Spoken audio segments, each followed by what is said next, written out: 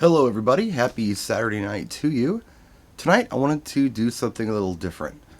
And yeah, like I haven't been doing very different things on my channel for the last few weeks. But tonight I want to talk about some of my stay-at-home survival tips. Because we're all kind of stuck at home, and some of us might be going a little stir-crazy. What are some of the things that you can do just to kind of get through the day? So I'll start with number one. Try to do normal stuff. Normal stuff to me is getting cleaned up and dressed every day and shaving every day. It might sound silly, but that's pretty normal. I can't see myself growing a quarantine beard or being in my pajamas all the time. I get dressed, I put cologne on, I'm ready to go, even if I'm not going anywhere. It just feels good and it feels normal. Number two, take it one day at a time. Don't worry too much about tomorrow or the next day or the next week or the next month or even next year. Everything out there right now is kind of up in the air. Nobody knows what's going on. Anything that you hear from anybody is purely speculative. Things are changing every day. So why worry about it? Take it one day at a time. Just worry about today and get through today. Number three, don't watch too much news and don't go on Facebook for too long. And if you see something in your Facebook timeline that's bringing you down, unfollow it or block it.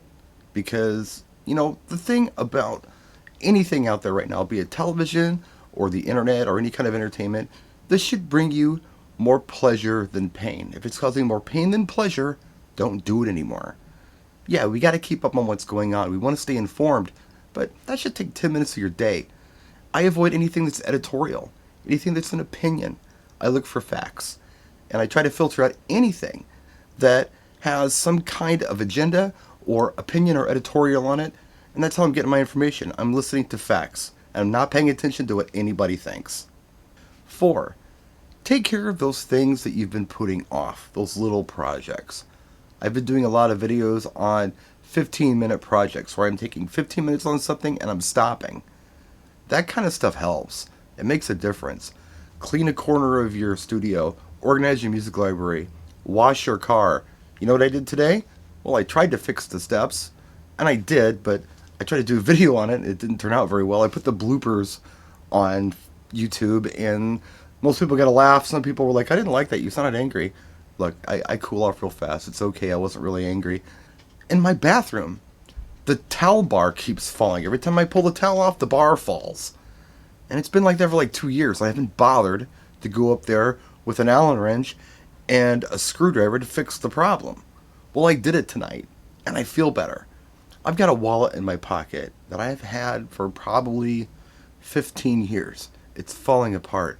I have a new wallet, but I haven't been bothered enough to go ahead and change the stuff over to the new wallet. I'm going to do that. I might do it tonight. But it's those little things that you're putting off. If you do them now and just do a little bit at a time, a little bit every day, it can make a big difference. And it can make you feel good too. And 5, don't worry about what you don't have or can't do.